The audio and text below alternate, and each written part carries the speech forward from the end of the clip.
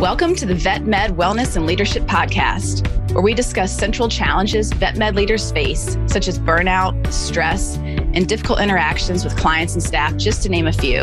In each episode, you will hear about actionable solutions that you can apply to your practice and invitations to connect with fellow leaders who are passionate about improving the wellness of the vet med profession. By subscribing, liking, commenting, or sharing this podcast, you are helping more veterinary professionals find the resources shared in these episodes. Thank you in advance for listening and supporting this show. I hope you enjoy it.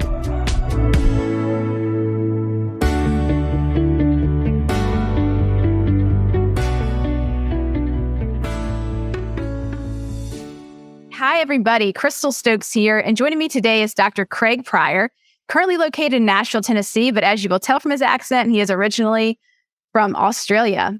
Currently, he is an independent consultant, lecturer, practice sales consultant, author, and practitioner. He's also the board member and past president of Companion Animal Parasite Council, and he's a former practice owner.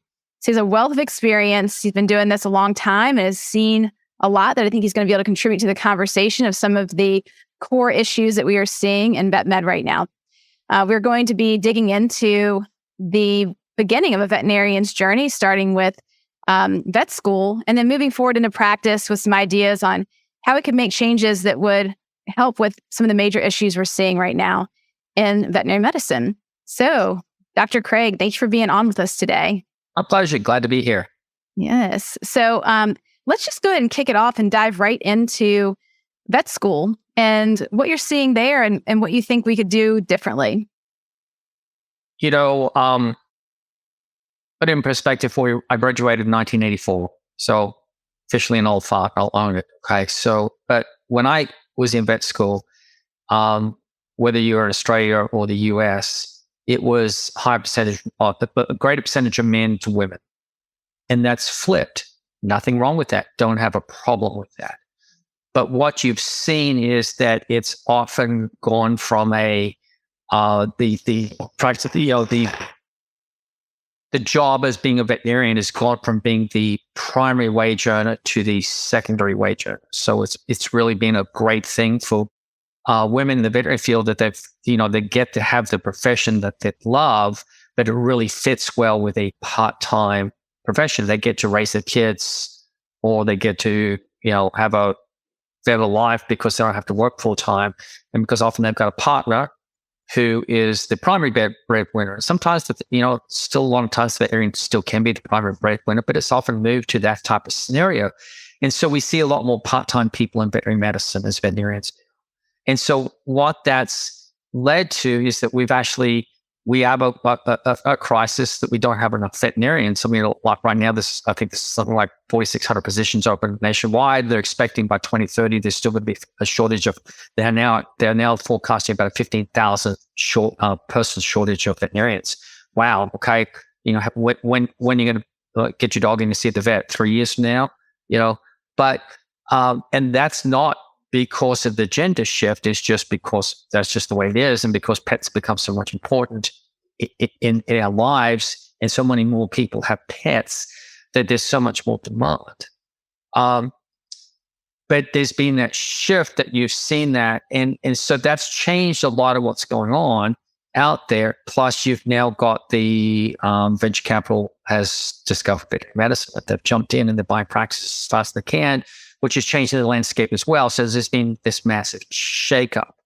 And so you go back to people that want to become veterinarians. And what do you do as far as that goes? So how do they get into things like this? I think there needs to be, the other things I've seen is there needs to be a shift in how we admit them into vet school now. So it's gone from a lot of in-person interviews, a lot of, what's a personality like, things like that, now to it's more grades-based. It's top of the class, and it's the hardest profession to get into, right? And so it takes the cream of the crop to get into there. But is the cream of the crop the best?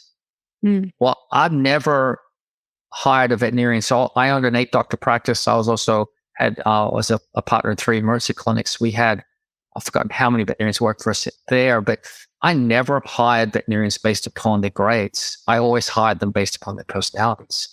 What do you call a medical student or a veterinarian graduates bottom of the class. Doctor, they've got the skills to be what they are. I'm after and what they don't, I'm going to mentor them up. I'm going to teach them what they need, right? It's the personality side of it, because when you're at a small animal clinic, when you got a client in front of you, it's a people business. You've got to be an extrovert. You've got to be able to connect. And what we've now got is a lot of introverts in veterinary medicine, and they're happiest when they don't see clients. So with COVID and with clients we kept out of the exam room in the parking lot, they were like, yes, we won. We got rid of the clients and we never want them back again. No, we want them back again because they're the ones that pay our bills. They're the ones that write our checks. Without the clients, we don't get paychecks. And if you can relate well to a client, if you can connect with a client, they'll do anything that you want for them. And it makes treating their animals better because they will now follow your recommendations without question. Because they got a personal connection with you. So what you're saying is that you can train skills, but you cannot train personality. And so when you were running these clinics, these hospitals in the past, you were not as concerned about a person's skill set. You knew you could train them up. You were more interested in, did they have the type of personality that would fit with your practice and what your clients needed? Yes. Yes. And what kind of personality were you looking for? Were there certain traits that worked well for your practice? Every person's got a unique personality, and you can't sort of buttonhole that. I just wanted extroverts that could just naturally talk to people, that could just walk in an exam room and just smile and say hello and just engage them. And, I thought it was important that I always kept facts on every single client. I'd walk in the exam room, I hadn't seen a client in 8 months, and I'd say, oh, hey, did your son get into pharmacy school? And the client goes, oh my goodness, how do you remember that? Well, I take notes, right? I don't tell them that, but it gives me that personal connection that we're looking for. That we're pulling them into, we're pulling ourselves into their family. We're pulling them into their sphere we're gaining trust from them. It's all about trust. You've got to build a trust bank with clients. If you don't have a trust with the client won't ever follow any of your recommendations. They'll never do anything you want, right? And they'll move on and find someone they can trust. How do you build that trust? It's through this personal connection. It's through communication, good communication. And so the extroverts tend to be better communicators. Yep. What would you say for somebody who may be listening to this? Let's say they are currently a student, or maybe they're working, they're a veterinarian in practice, and they identify as a hardcore introvert. And they really related to that statement of that I hear a lot of people say, I love working with animals. I'm really not a people person. Where might they fit into the picture of veterinary medicine where they could thrive? There is a place for them. There is a place for them. It tends to be in research, in academia, lab animal, things like that. Neither of my children are veterinarians. My daughter is a regional area director for a veterinary company, and she runs 10 different hospitals in the Dallas area. My son is an aerospace engineer. When they both, and my son now launches rockets for living his dream, but when both my kids hit 16 years of age, I took them to a place called the Johnson O'Connor Foundation. So the Johnson O'Connor Foundation was started in the early 20s by, I think it was GE, to better work out the personalities of their workers, to work out how they can place their workers better. And now the Johnson O'Connor Foundation does this all over the US, and their number one clients are doctors, lawyers, dentists in their 30s and 40s that are going, I hate what I do for a living. What's the rest of my life look like, right? Well, I didn't want my kids to be that 30-year-old saying that. So I took them there before they chose their professions. And it's all about aptitude testing. That's what this company does for a living. It's aptitude testing. And then they sit down, you do a day and a half testing, and then they sit down with you for half a day and let you know what your personality is and let you know what your personality is suited to. So if you said to them, I love animals, I want to be a veterinarian, they would say to you, you are an introvert and your personality is not in tune to be a small animal clinician dealing with clients in the exam room. You may want to be a board certified radiologist that sits at home at your desks and reads films on a screen, right? Or does mobile ultrasound where you don't deal with clients. You just go do an ultrasound on an animal, or they will help you understand how to fit. Because we lose, I've forgotten the actual percentage, it's something like 20% of veterinarians leave the profession every couple of years, but just because they hate what they do for a living because they haven't found their niche. We don't want to lose them. We just want to divert them where they will best fit.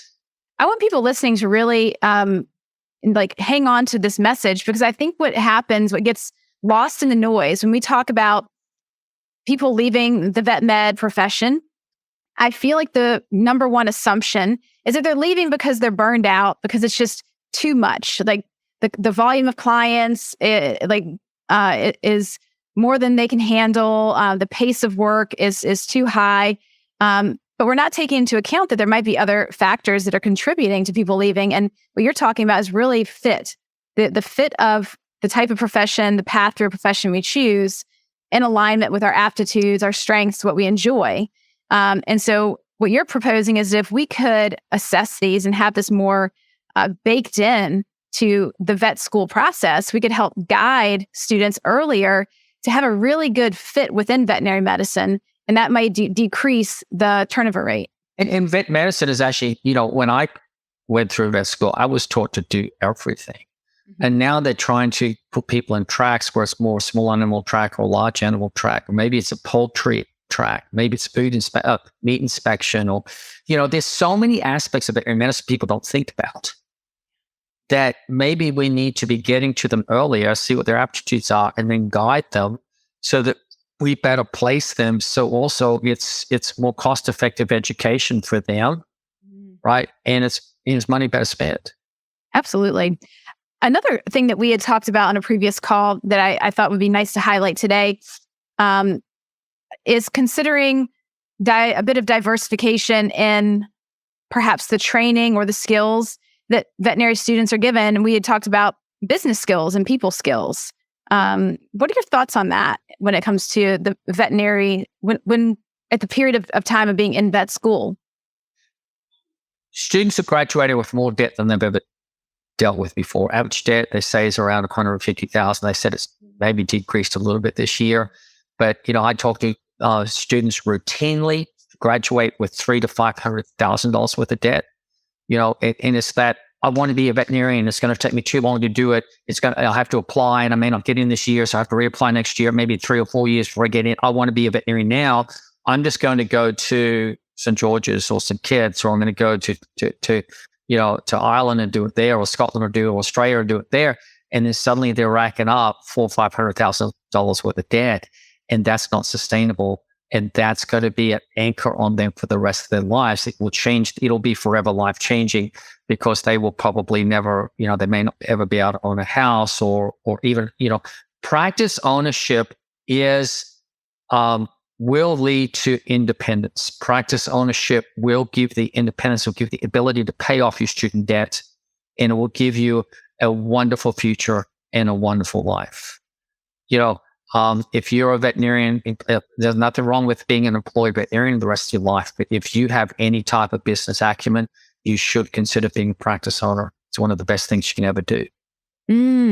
So what steps could someone take? I've seen from my own experiences in working with hospitals, some people go into practice ownership a bit naive, not realizing how all that it takes to run a business, to operate a business. They sort of hang the shingle. Before they know it, their business is growing. Like, okay, wow, I need to add another doctor. I need to add some more technicians. I need reception all of a sudden. Wasn't planning on that. And now they have this busy business. But when it comes to the actual business side of running a business, I think that can be very overwhelming. For some people, they don't enjoy it at all. And that is an absolute contributing factor to burnout. What do you suggest for that? There are now MBA programs that are integrated with veterinary degrees. I would look at that. I would do any and every business course you could possibly do. There are lots of business courses you can take outside of veterinary medicine. If you've already graduated, there are business courses that are veterinary aligned that you can start doing. If you are a practice owner who is stumbling, there's a group out there called Veterinary Study Groups, and it's a private company. It's actually now owned by Covetrus, but I am a facilitator for them. So as a practice owner, I joined veterinary management groups, and I was in a group, and it's about 20 veterinarians in each group. It's like having your own board of directors. So you're under confidentiality, you're under NDAs, you're under antitrust laws. So it's all very, very private, but it was the best business move I ever made as a practice owner. It just made my practice just grow in leaps and bounds. It made me grow in leaps and bounds. It made me become truly business minded. I thought I was business minded until I joined veterinary management groups, and I was like, wow, I know nothing. And it truly was the best business decision ever made to join them. And there are other groups out like that, similar to that, like that out there, but this is the best one I found, and that's why I'm still affiliated with them and I facilitate for them. And so, I would be looking into that, and then get an MBA if you can. Can you share a little bit more about that group? Can you tell us more for those that might be interested? We can include the link in the show notes. Can you walk us through a bit of what that looks like, how they get involved, what to expect? It's veterinary study groups. So it's veterinarystudygroups.com is the main website, or just Google it. And then you just apply to join them. And so you have to be a practice owner or practice manager. And they've got different groups. I've got one group that's got owner and practice manager come together. So that's a really good model. And then a lot of them are just the owners just meet together. So you apply to them, and that will get you all the paperwork and go through what you need to become a member. There are some membership fees. And then you get to join a group. And so the group interviews you. You go to a meeting with the group, and you got to decide, do I like this group? That these people I want to be around a lot. You meet twice a year, and then you on listservs in between, and you have you can call people in between, text. We've got a Slack channel, things like that. And so you do things to stay engaged with each other. And when you go to meetings, the meetings are about 2.5 days long and very intense. And they always have a theme. It may be on marketing. It may be on your numbers. It may be on cost of goods. It may be on marketing. It may be on, how to improve inventory, HR. And so all these different things where it's all about helping you to grow your practice, improve your practice. And so you will get fitted with a group, and then the group has to accept you in. And if you don't feel like you're comfortable with that group, they'll find you a different group to join. But they make sure that you are well fitted with the people you're with. Mm-hmm. And then you've just basically, you've got people to lean on. You're not really trying to reinvent the wheel. So, I had times where I was thinking about doing something, and I'd throw my idea out to the group, and you don't get 20 replies. You may get 5 replies. And someone goes, I tried that a couple of years ago. I failed miserably. This is what I did. Don't repeat it. You sort of go, oh my goodness, I was about to do that, right? And you go, okay, stop that landmine. But then you get 3 other replies, and someone will say, this is what I did. This is my ROI. Here's how I did it. And here, by the way, here's all the paperwork that this is my, this is how I did it. And they got it all typed out for you, and they just sent it to you. So you're not reinventing the wheel. You're just leaning on other people with more experience. And that's what you want. It's business mentoring is what it is. Yes. What a fabulous model. And then on top of that, you will get discounts, and the discounts are some of the best in the industry. If you know Mars Pet Care, right? Mm-hmm. There's some of the best discount, and that's just the gravy. That's not why you join, right? That's just a bonus. You're joining for the brain trust that you have access to. Mm-hmm. Do people ever meet partners in there? Because I'm kind of imagining somebody coming in, maybe they're solo in their ownership, and they're looking for a counterpart to join up and work together with. Does that ever happen, like matchmaking? Well, not really, because you're on an antitrust, you've got to be within a certain miles apart from each other. I see. Yeah, that makes sense. Okay. That's a great resource. I've not heard of that yet. I'm glad that you're bringing that into the show today. To tie this back to what we talked about earlier with aptitude, would you say that there are certain types that you think will be more successful and enjoy running a practice more than others? I think so. I've been surprised. I see people from all different walks and all different backgrounds and all different personalities that end up being practice owners. And I think that, you've just got to have that drive to want to own it yourself. I mean, it's just that it's those people that, that's that's A+ personalities that just have to control everything. They make good practice owners, right? Well, not always, but they want to be practice owners. Sure, they want to steer their own ship, and they want to have control over where they're going. Yeah. Sure. And so, backtracking, you were mentioning that practice ownership is a great way to address the debt that accrues with vet school, and it's a way to move forward. What about people who really know that they don't want to be an owner? It's just not interesting to them at all. they still come out with like let's say 350 in debt. Pathways forward that you think are helpful in that case? You need to get into a practice where they're going to mentor you up well. Okay. So, you know, 10 years ago, the average veterinarian was grossing around $450,000 to $500,000 a year.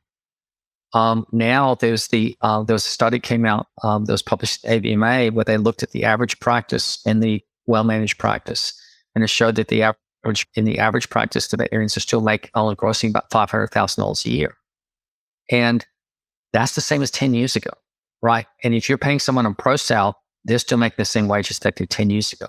But if you're in a well-managed practice, you're grossing about a little over $1 million a year. And that's where the veterinarians should be right now. If you are working in the right practice and you are mentored up well, you will be grossing anywhere from $800,000 to a little over $1 million a year. And that will allow you to help pay off your student debt. That will allow you to have a life moving forward where you've got home ownership, pay for a car, things like that, and pay off that student debt. And, yes, that's hard work, but it's smart work as well. You are learning how to work up cases well. You're learning that you need to charge appropriately and not feel embarrassed about charging appropriately, right? And we all deal with that. I mean, there's compassion fatigue is one of the huge issues in veterinary medicine, and, where the veterinarians get beaten up. Are you just doing this for the money? Well, you know what? I had a choice. I could have been a neurosurgeon and I would have been retired 20 years ago, but I chose to be a veterinarian. And veterinarians are the poorest paid of the professions. We shouldn't feel guilty about that. And we shouldn't feel guilty about making a decent living. We joined the hardest profession. We went through some of the hardest education. Last time I checked, I can work on 15 different species and I can do any modality in those 15 different species. And, human doctors can't say that, right? But they get paid a lot more than I do. So why should I be embarrassed to charge what I'm worth, right? And so, we can mentor them up to feel good self-worth, that they are worth, that they can make a good living, that they can charge for this. And that I want them to, gross over $1 million a year, because now if they're paying on ProSal, they're taking on a very good living wage that they can pay off the debt and everything else and have a great lifestyle. Fabulous. I really appreciate you speaking to that. As a psychotherapist, dealing with compassion fatigue is right up my alley, and it's complex right now. The relationship of clients and veterinarians and veterinary staff, and like you said, building self-esteem, learning skills to deal with those difficult conversations, how to educate the clients to really understand what's happening, and I think that's really important. I'd like to shift this into another area that is of major concern, and you have ideas about, which is the current shortage that we have. So the shortage of veterinary staff and how it can improve the efficiencies within the hospital while being short-staffed, like assuming that this is not going away. We're not magically going to be fully staffed anytime soon. How can we buffer against that? So, you got two aspects. One, you've got the professionals, the veterinarians, and then you've got the paraprofessionals. So as far as the veterinarians go, I think that one of the things, I talked about that we've got more females in the profession now, and they like to work part-time. I'm fine with that. And I made it very easy for my female vets that especially once I had one that was a mother and I had one that was single, and she just wanted to go travel a lot. Well, I was like, that's fine. And I just said, you two join forces, give me a full-time schedule, right? You two are one. I said, I don't care what shifts you work. You just cover your shifts. This is a full-time vet schedule. You'll work it out. If you want to take vacation, the other one covers, vice versa. And they were like, boom, they came together and they loved it. And I never had, it was on autopilot. They drove the ship, and, just tell me who's working when, I'm good with that. And that's all I needed. And they just did it brilliantly. Let's make it easy for that type of situation to unfold for more. It doesn't, I'm not talking about just females. There's a lot of guys out there who want to take more time off and travel on that flight too. I don't care. Just, come to me and I'll tell you, this is what we need, and you all just work it out. And it's three of you doing it, I'm fine with that, right? So let's make it easy, right? And let's also mentor them up where they are far better at what they do. And then getting to the paraprofessionals, let's leverage the people below them. And so we found the pandemic, we've become very, very inefficient in veterinary medicine. So, I think it's something like 1.3, it's less than 3-to-1 assistants or paraprofessionals to veterinarians. And in some practices, it's less than 2. It's down to like 1.3, something like that, which just sucks, right? And, if you can get that ratio at least 6-to-1, I've heard some people say 9-to-1 for a maximum efficiency, 10-to-1 for maximum profitability. What is the veterinarian's job? And I really can't emphasize this enough. Veterinarian's job is to diagnose, chart, and do surgery and prescribe. Right? That's it. Your technicians should be doing everything else. Your assistants should be doing everything else. And if you do that, number one, you can then start to afford to pay your technicians and assistants what they're worth. And 2, they're going to have job satisfaction. 24% of technicians leaving the profession every year because they hate their job, because they're not being allowed to do what they're trained to do. Why are veterinarians still putting in their own catheters? Look, it blows my mind. Let your staff, I walk in and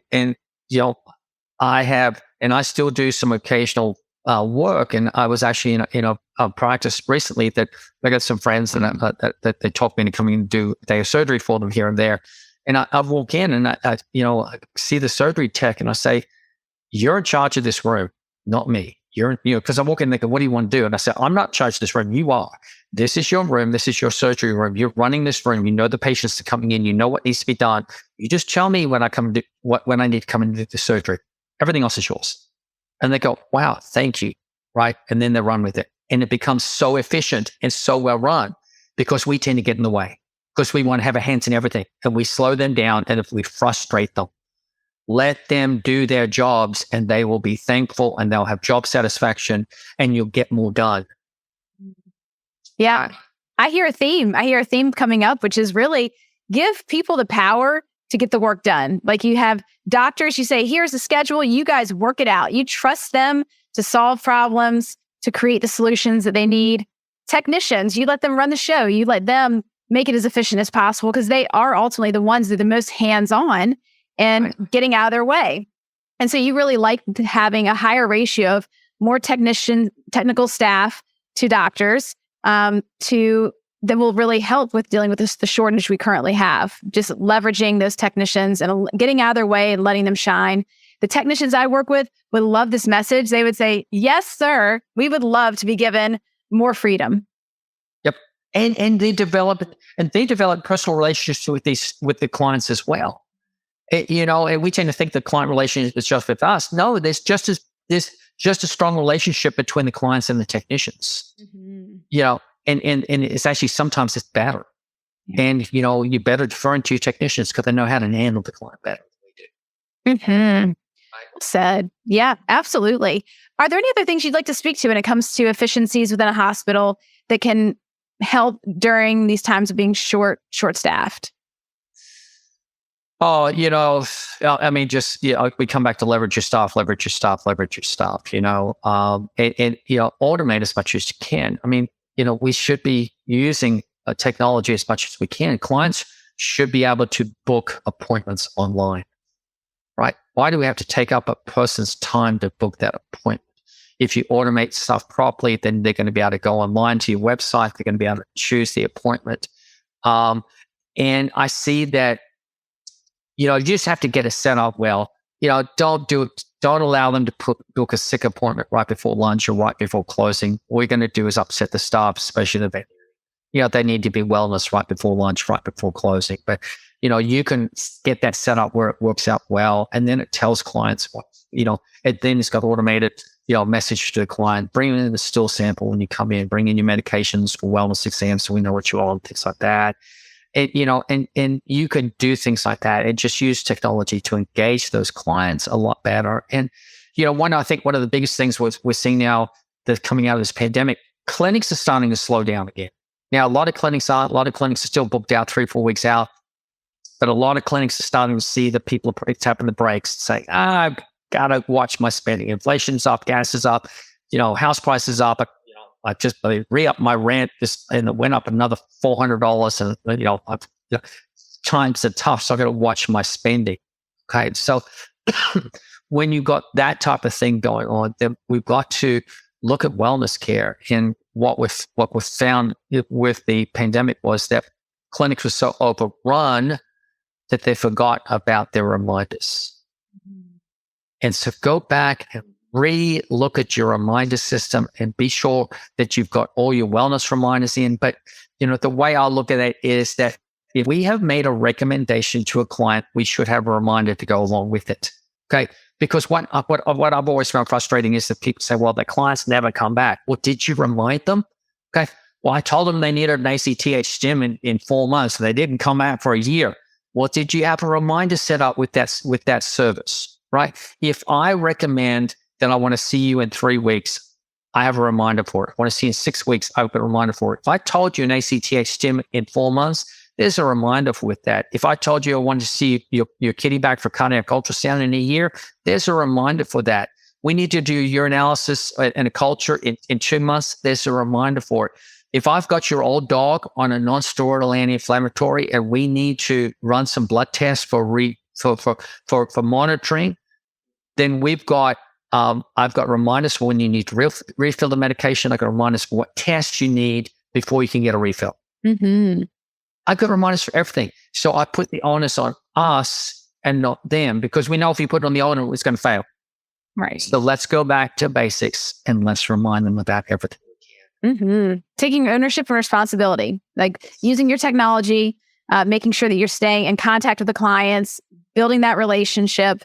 Excellent. I think these are all fabulous takeaways for the audience here. I'm imagining veterinary students as well as those who are currently in the field, and getting ideas for how you can put some of these ideas to use in your practice.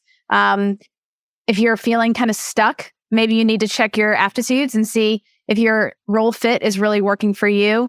Look at how you're leveraging your technical staff. I think you've really given some solid takeaways. And do some profiling of your staff as well.